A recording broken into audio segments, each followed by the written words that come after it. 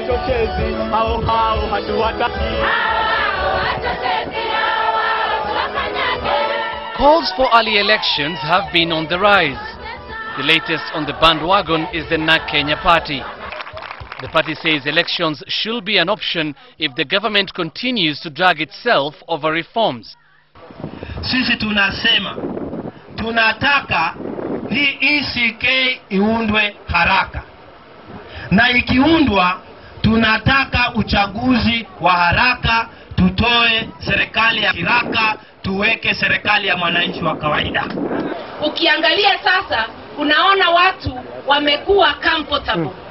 Wamekuwa sawa, hawakumbuki kazi ya serikali ya mseto ni mabadiliko. Mabadiliko katika polisi, mabadiliko katika serikali, hiyo yote imesahauliwa.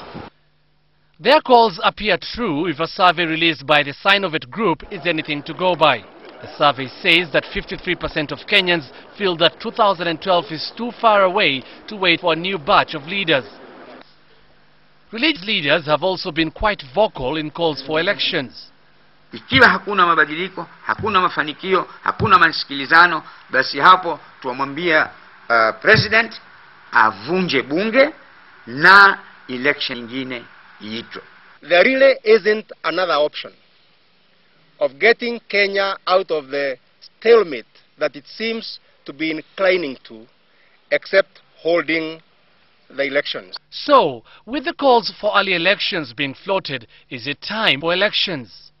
It would be disastrous because we had very highly charged ethnic sentiments which played themselves up for a period of about 4 years, culminating what we saw in December and January last year. We cannot assume that all is well at all other levels. Analysts are also critical of the fact that we don't have an electoral body. First, who would even put the elections in place? Who would monitor them? Who would organize them? Who would run the elections? Would they be run by a non-existent electoral body? We know that we dissolved the National Electoral Commission of Kenya. But will persistent calls for new elections convince the government? It's very wishful that government will not bend to the will of the people to allow for elections.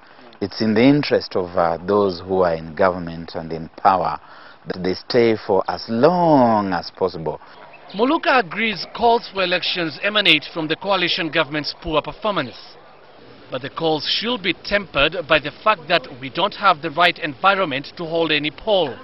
Either way, Kenyans seem to be fast losing faith in the coalition government, which must urgently rediscover its mandate to regain their trust. Hussein Mohammed, Sunday Live.